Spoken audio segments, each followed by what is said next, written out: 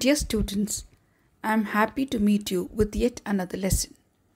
This time we are going to see a short summary of Dryden's poem, A Song for Saint Cecilia's Day. Please keep the poem before you, read it once before you listen to the summary. John Dryden was a great literary figure of the 17th century, which is also known as the Restoration period. He began his literary career in the Puritan era and continued to write through the restoration of the theatres with the return of Charles II.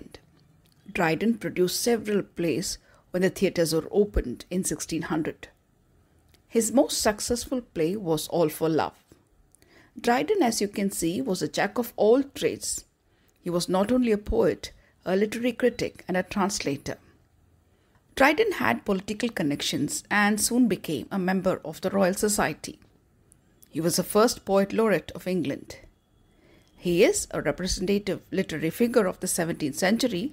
That 17th century is synonymous to being referred to as the age of Dryden. Now over to the poem. This poem was written for performance with orchestra to celebrate the festival of Saint Cecilia's Day, which fell on November 22nd in 1687. Saint Cecilia was a Roman noblewoman of the 2nd century. She is a patron saint of music. The poem is a song with 7 stanzas and ends with a grand chorus. In the first stanza, Dryden attributes to music its primal function. He says that music brought order to the chaotic existence before creation began. He says that, I quote, "With a tuneful voice, all the elements of nature stirred to life. The world was in total disarray of jarring atoms. Creation began because of the heavenly harmony." Dryden personifies nature as though she was a woman who couldn't raise her head. The tuneful voice or the heavenly harmony made her heave her head. The poet uses the word diapason, which means the culmination of music, which brought into the world man. Man represents the finality in the process of creation. In the second stanza, Dryden exclaims that music has a power to raise or calm any passion. There is a reference to Jubal here. Jubal is the father of music in the Jewish tradition. When he made music from a shell, all his brethren stood in awe and admiration to the celestial music that came out from the shell. They were stirred in their hearts and bowed down in reverence. The celestial music was godlike. In the third stanza, Dryden mentions the trumpet and the drums. These instruments are used during warfare. The instruments have the power to arouse anger, to encourage the soldiers to advance bravely to defeat the enemy.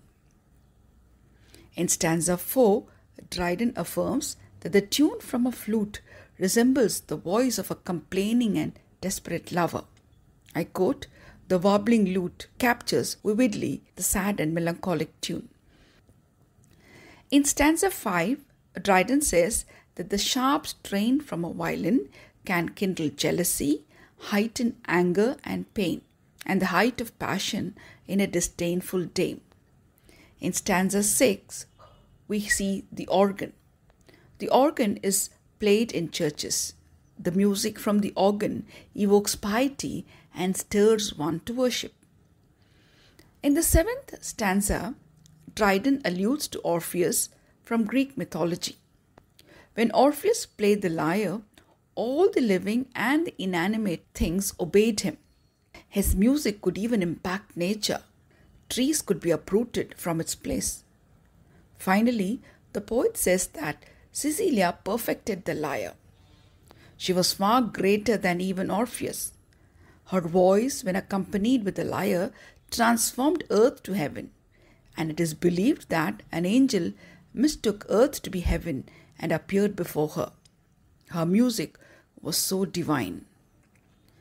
The last stanza, titled Grand Chorus, was meant to be sung by the singers, wherein they glorify Saint Cecilia's voice that even the fierce moved to her tune. Her music had power to give life to inanimate objects.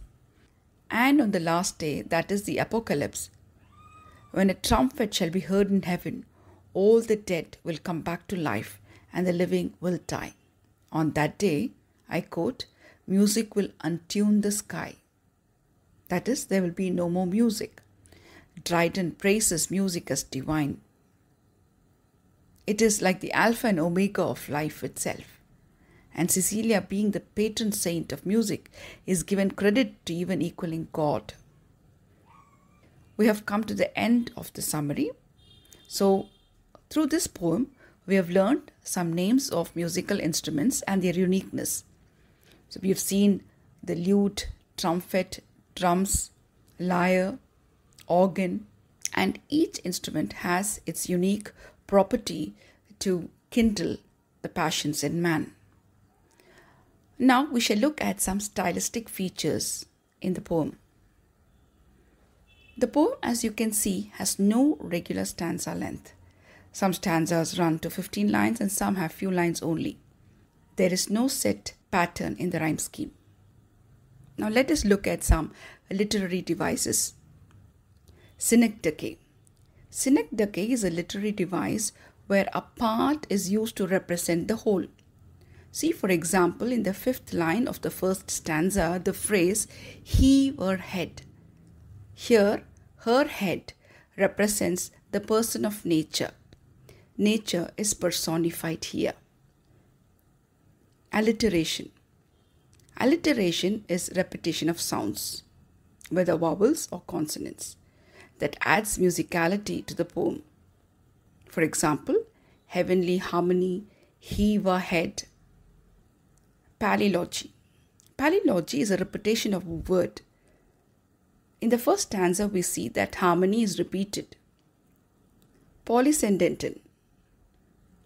Polysyndeton is a word of Greek origin which means bound together. Coordinating conjunctions like and, but, or are used even when they are not much needed in the line. The best example of a polysyndeton can be found in stanza 1. Quote, the cold and hot and moist and dry. You can see the coordinating conjunction is repeated here. Dear students, try and look for such literary devices when you read a poem to get a grasp of the poet's stylistic use of the language. Goodbye and do your best in the examinations. Thank you.